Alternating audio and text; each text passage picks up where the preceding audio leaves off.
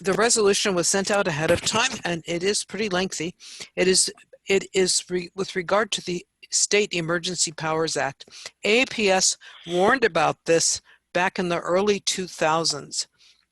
And like so many things that we predicted, this one, alas, has come true 20 years later with the COVID emergency. So many state governors have seized upon this to wreak incredible damage on medicine as well as on the economy. That simply by declaring an emergency unilaterally, they can gain all of these powers. They decide when the emergency begins, when it ends, and what they can do during that time. So there are a number of legislative suggestions to introduce some checks and balances back here. Jeremy, maybe you can go on to the next slide. Yeah, let's see. It should be on the resolved. Yes, the resolved, yeah. We want to limit the duration without recourse to the legislature. We want to forbid them from doing certain things, such as what Governor Abbott did in Texas, restricting access to medical care, and in 44 states, putting restrictions on off-label use of FDA-approved drugs.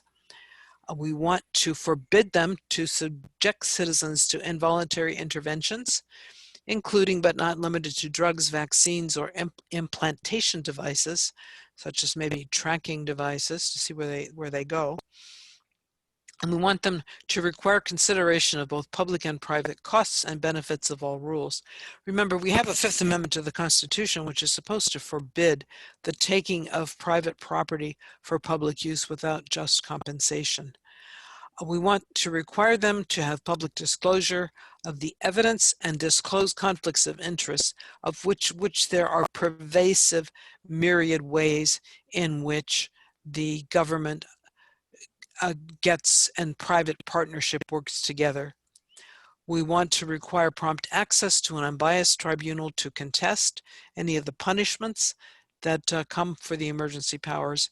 We want the legislature to have to be responsible for approving the penalties, not some unnamed bureaucrat. And we want to require that deprivations of liberty are the least restrictive possible.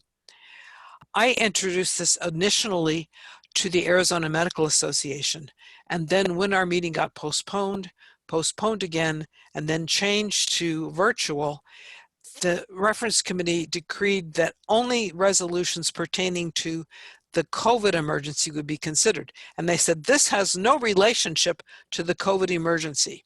So they axed it. Dr. Zuhdi Jasser, whom you may have heard of because he's pretty nationally prominent and advocating for moderation in Islam, he proposed a resolution that was somewhat similar to mine that at least restricted the Arizona Medical Association from automatically endorsing this government seizure of power. Well, the resolutions committee or the reference committee basically gutted that and turned it into this meaningless resolution. Zuhdi tried to revive it. I tried to help a little bit, although I'm sort of afraid that my support might mean a kiss of death. So I don't work openly with Zuhdi most of the time, although I especially appreciate his efforts to keep the ARMA from supporting medical assistance in dying. But his resolution got some discussion, but was defeated by a 2/3 vote, and the ARMA then passed this essentially meaningless resolution.